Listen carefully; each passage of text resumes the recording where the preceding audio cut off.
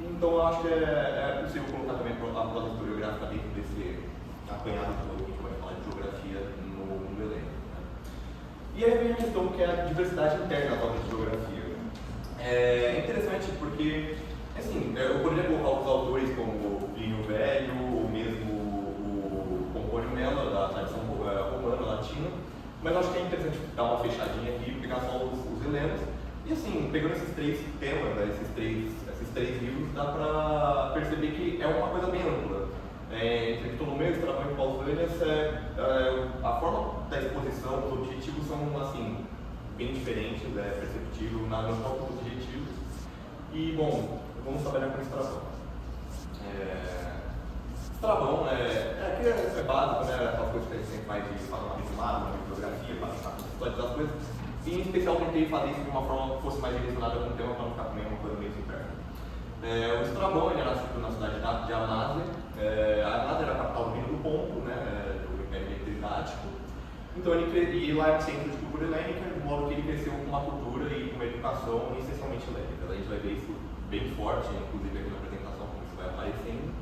Mas ele nasce bem ao fim desse império, de modo que ele vivenciou muito essa parte da expansão do mundo romano. E ele acaba sendo assimilado, ele acaba tendo contato com a elite romana, ele acaba esbarrando em muitos objetivos, muitas influências do que é produzir literatura nesse mundo romano. Enfim, aliás, essa data aqui é muito. Bem estranho realmente acreditar que tenha vivido 80 anos, mas é uma data estipulada com base em marcadores temporais, porque é difícil precisar exatamente quando ele nasce ou quando ele morre. Então é interessante porque a gente falei do mundo romano e aí a gente começa mais ou menos por ele também. É interessante porque a gente não tem o mesmo daqueles autores, né, Estrabão, Pausanias e Ptolomeu, e eles são autores bem recentes. Provavelmente todos eles produziram, é verdade que eles produziram todos eles depois de Cristo, as obras deles. E basicamente toda a literatura geográfica anterior virou fragmentária. Não temos muito conhecimento de como elas eram feitas, a gente tem fragmentos que dá mais ou menos para estipular como era o formato, como era a estrutura. E a gente tem essa frase interessante numa das cartas do Cícero, né, o orador, no Adriático. Né? De fato, a geográfica que eu havia começado é um empreendimento grande, por épocas. As coisas são difíceis de desenvolver, são monótonas e não há tanta possibilidade de embelezamento quanto parece.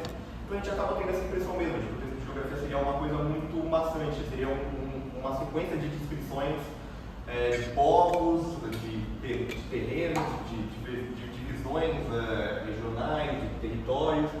Né? E é interessante que a gente já vê essa questão do Cícero, ele se preocupando em criar uma obra de geografia e quais são essas preocupações, de modo que dá para ter uma visão geral de como era essa concepção da literatura, que era ainda puramente helênica, ainda não tinha sido absorvida pelos romanos, a não ser que a gente entenda que a guerra gálica possa ser inteiramente geográfica, mas uma forçação. A gente vê a própria utilização de termos gregos assim, para entender essa estética que estava sendo buscada agora em volta. Enfim, e esse debate ele é expandido também. A gente tem nessa questão um ponto interessante que é um diálogo, não é um diálogo, mas de pontos comuns entre o Sublime do Pseudo-Longino e do próprio Estrabão, onde eles tentam entender como os modos de embelezamento ou quais são os critérios de avaliação de um texto. Né? É interessante pegar essa parte porque eles fazem um exato paralelo, eles estão comparando com a produção de estátuas. O Pseudo-Longino vai falar qual é a melhor estátua, aquela que reflete melhor a realidade ou aquela que representa uma totalidade, uma coisa mais grandiosa como os colossos. Né? Não necessariamente o colosso de Rhodes, mas outros colossos, como Viseu, por aí vai. Enfim, com isso, o Pseudo-Longino chega na conclusão de que o melhor é aquela que melhor expressam, né? No caso da arte, é a extrema exatidão que é admirável. E ele fala que é só no caso dos trabalhos da natureza que há a grandeza. E ele, inclusive, nega a possibilidade de comparar a produção de estátuas com a produção propriamente de um texto. Então, Estrabão faz o contrário. Além de ele acreditar que também dá para unir esse critério avaliativo de que é possível avaliar um texto que nem você avaliou uma estátua de um colosso, ele também coloca essa questão da beleza, negá-la, no plural. Dá para ver esse paralelo entre a questão da grandeza. Talvez pela própria identidade do texto de geografia de lidar com coisas da natureza, de modo que talvez tenha essa questão de uma associação maior entre a própria natureza e o texto. Bom, particularmente da obra do Estrabão, a geografia. livros, dos quais os 2 primeiros são bem teóricos. Eles basicamente fazem uma retomada do que é feito na geografia elementar até então, quais são as teorias, métodos, práticos, objetivos, bem metódico, bem metodológico a questão. E os outros 15 livros, que é a grande parte da obra, são livros descritivistas, ou descritivos. De modo que, enfim, desde Portugal até onde hoje é mais ou menos o Paquistão e a Índia, é uma sequência enorme de descrições de cidades, povos. De vez em quando tem algumas digressões historiográficas, talvez a gente pode falar de antropológicas. E de modo que sim, eu acho que teria algo bastante. E ele, talvez imerso nesse debate contemporâneo no mundo latino sobre a questão de como tornar um texto agradável, ele vai tentar partir de certos pontos de estratégias, para poder melhorar essa leitura, tornar algo agradável. E, com base no congresso, no congresso, eu peguei a questão da instrução, o propósito instrutivo, como tornar um texto didático, quais são as coisas que você pode utilizar para melhorá-lo. Tem a questão do deleite, do prazer da leitura, do prazer dos temas que podem ser levados juntos. E eu coloquei a palavra impressão vai ficar mais claro na hora que a gente chegar no momento, mas eu acho que é uma palavra que dá uma melhor do que eu quero passar. Em primeiro lugar, temos a instrução. Desde o início, eu estava bem claro na primeira introdução dele, de que ele trabalha visando instruir. Não necessariamente vai ser um texto didático, que nem, por exemplo, Arato com os fenômenos celestes, mas ele vai tentar fazer com que a obra dele seja útil. Ele fala, inclusive, com todas as letras, que a obra dele precisa ser útil ao povo e também de utilidade à política. Aqui, além quando ele vai trabalhar nessa coisa ainda na introdução, ainda no último parágrafo, ele fala que é necessário dedicar essas questões estimadas e grandiosas, as quais contêm elementos práticos, facilmente memorizáveis e agradáveis. Nesse momento, é interessante pegar essa parte de facilmente memorizáveis. Esse negócio, o diferencial dele, como havia dito, é o homem político, o político, ou o homem de ação, ou Platão. No caso, é aquele que consegue interferir politicamente em arranjos sociais, arranjos políticos, que são mais abrangentes, de modo que ele menciona algumas vezes que, por exemplo, quando ele vai falar, mesmo que não seja possível descrever tudo, ainda assim é interessante nessa direção, à medida que é possível ao homem político acompanhar esse raciocínio. Então existe uma certa delimitação sobre o que pode ser feito ou não, o que pode ser falado ou não. De fato, ele também fala que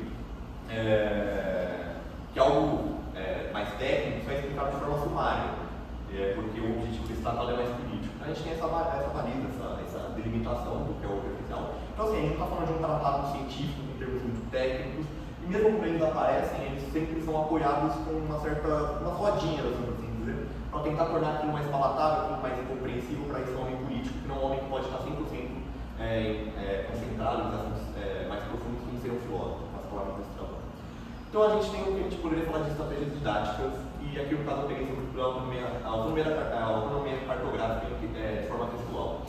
Eu queria trazer mais exemplos, mas por conta do tempo eu acabei fazendo isso na parte oral, em que, por exemplo, como você pode tentar tornar aquilo mais compreensível, por exemplo, uma região. Então o Estrabão trabalha bastante com comparações, assim. Por exemplo, a gente tem a comparação de que a Península Ibérica parece um pedaço de couro bovino estendido, ou que o Nilo seria um N invertido. Então a gente vai tendo essas técnicas assim, de trazer para uma linguagem mais visual, para elementos que são mais próximos da realidade do ouvinte, para ele entender melhor o que está sendo falado, porque de fato, por mais que o Estado exija um certo conhecimento matemático, geométrico da questão, ele tenta fazer o possível para não perder o seu ouvinte, não fazer ele ficar disperso com o que está sendo falado, não afastar ele desse texto. E assim, a gente também tem na questão da instrução o paradigma dos poemas homéricos, porque o trabalho da escola de que o Homero ele tem, o objetivo do poema dele é a instrução. Então, de forma que o poema homérico ele não necessariamente o foco dele é o deleite, o entretenimento, mas sim passar informações úteis. E aí Estrabão utiliza isso de diversas formas para mostrar como isso é trabalhado, inclusive num debate direto contra o jovem anterior, que é o Eratóstenes, E ele fala, não é verdadeiro o que Eratóstenes fala, de que todo poeta tem entretenimento, mas não é instrução. E, enfim, aí a gente chega na questão do entretenimento. Porque, assim, por mais que o Estrabão esteja batendo na tecla de que sim, Homero tem essa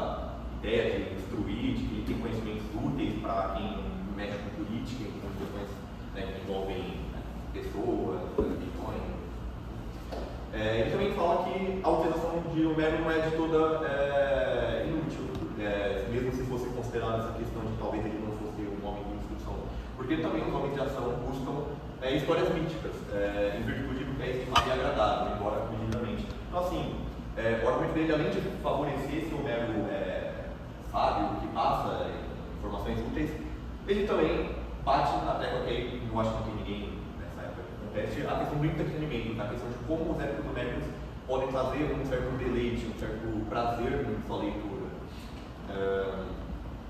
Né?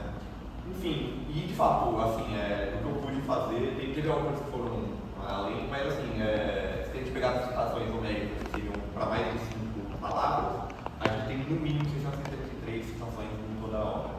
Se a gente for pegar citações menores, esse número bate quase 1000, assim, impressionante. Outros épicos também aparecem 53 vezes, a poesia 117 e a teatro 82. Então a gente tem essa questão também de uma apropriação da questão cultural, da arte grega, né? Como eu falei, ele foi colocado, ele nasceu, ele viveu, ele teve todo esse ensinamento, toda essa cultura e educação helênica, e nesse mundo romano, onde talvez existe uma certa pressão em cima dessa manifestação cultural, aparece a obra de Estrabão uma forma de manter esse tipo de coisa, ao mesmo tempo que articular de uma forma estética, de modo que o texto tenha esse diálogo com a cultura, ao mesmo tempo que exercita essa questão de, como posso falar, enfim, de você ter o gosto, né, escutar o metro, o ritmo possível dentro da poesia, dentro do teatro. E também a gente pode também dizer que até mesmo tem alguns autores que cogitam que por causa da poesia ser metrificada e também isso também geraria talvez um efeito didático, porque fica mais fácil de lembrar a partir do contexto do metro e por aí vai. E a gente fala desse benefício literário, que assim, a gente, além das citações homéricas, tem outras citações de outros autores como Platão, Heródoto, enfim. E a gente pode ver que tem muitas situações dessas aí que elas não necessariamente têm uma implicação informacional, ou cultural, ou política, de modo que ela aparece de forma literária, como se fosse uma espécie de floreio, né? Inclusive a palavra que o Cícero usa, né, de buscar beleza no texto, envolve a palavra essa questão do florear, né, de tornar mais belo, de tornar mais agradável, e autores identificam isso, de forma que existe também, como se dizer, ditados populares que aparecem ali. Então existe muito essa questão da comunicação, de talvez tornar um texto mais engraçado, existe umas piadinhas, certos sarcasmos também lá dentro. Mas sobretudo é interessante falar dos qualificadores sensoriais. Esses qualificadores sensoriais, eles são diversos, assim, eu tentei, ainda é um trabalho muito difícil, porque o texto é muito grande, outras coisas, mas dentro do que foi possível eu consegui identificar alguns elementos. E por que eu quero dizer qualificadores sensoriais? Estrabão ele não vai falar de uma paisagem, não necessariamente vai falar uma paisagem e escrever ela de forma, uma paisagem com árvores coníferas, enfim, dentro de uma planície, blá blá. Então ele tenta trazer elementos adjetivos mais sensoriais. Ele fala de uma paisagem que é bela, elogiando a cobertura vegetal. Ele fala também da construção, uma construção do palácio tem uma certa beleza e ele descreve essa beleza. A gente também pode falar de obras de arte, como estátuas, afrescos. Ele fala do sabor das bebidas. Ele também fala do sabor da comida, do tempero das comidas. Ele fala do odor de uma mineração e até de um certo óleo proveniente da Índia. É certo que muitas dessas discussões não necessariamente foram pegas por ele em primeira mão, mas é interessante porque ele faz questão de sempre dar esses qualificadores, de trazer a questão da sensação para dentro do texto e não deixar de ser uma coisa apenas literária.